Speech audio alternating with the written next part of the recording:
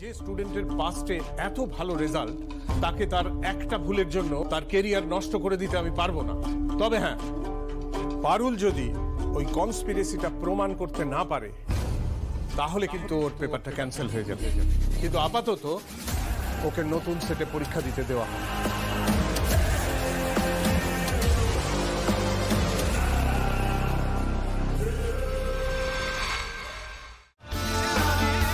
তুই চিন্তা করিস না পারুল, এখন অনেক টাইম আছে, তুই পারবি। হ্যাঁ, ডোন্ট প্যানিক।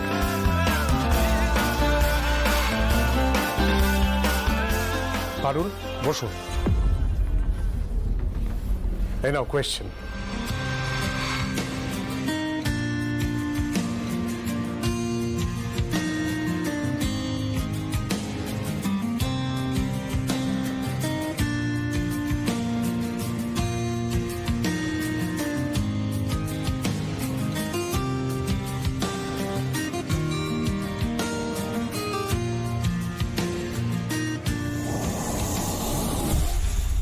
লেখ না পারুল, কত স্পিডে লিখিস দেখি। যে পরীক্ষা আমরা 3 ঘন্টায় লিখে শেষ করতে পারি না, সেটা তুই 2 ঘন্টায় কি করে শেষ করিস আমিও দেখি। আজ এমন ভাবে কেস সাজিয়েছি, তুই যেদিকে যাবি গাড্ডায় পড়বি।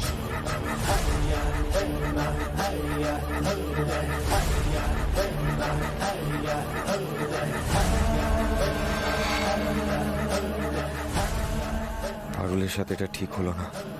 এত ভালো প্রিপারেশন নিয়ে নিজের খাটনিতে লেখার পরে যদি ক্যান্সেল হয়ে যায়, পারুলের ভেতরে এখন যে কি চলছে কে জানে।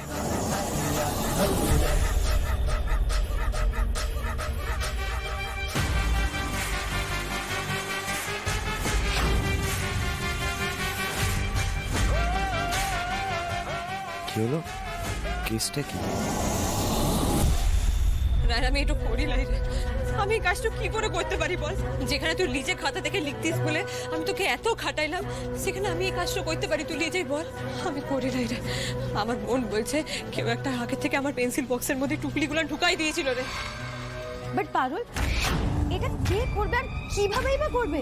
তুই তো আমাদের সবার সামনে তোর ব্যাগ থেকে পেনের পাউচটা নিয়ে টেবিলের উপরে রাখিস, আর তোকে আবার এইভাবে কে কেস খাওয়াতে চাইবে বলতো? এখন তো আমরা সবাই ফ্রেন্ডস। সেটাই তো বুঝতে পারছি না। ফ্রেন্ডস হলে তো কেউ কমপ্লেনও করে না, তাই না? আমি তো সবসময় তোর খাতা দেখে এক্সাম দিয়েছি, তখন তো কেউ কমপ্লেন করেনি। দেন ওয়াই নাও? হ্যাঁ রায়ান, তুই আমাকে ব্লেম করছিস কেন? ফ্রেন্ডশিপের জায়গা না। কেউ অন্যায় করলে কি সেটা প্রতিবাদ করবো না? শোন, আমি দয়া করে আর ঝামেলা বাড়াস নাই।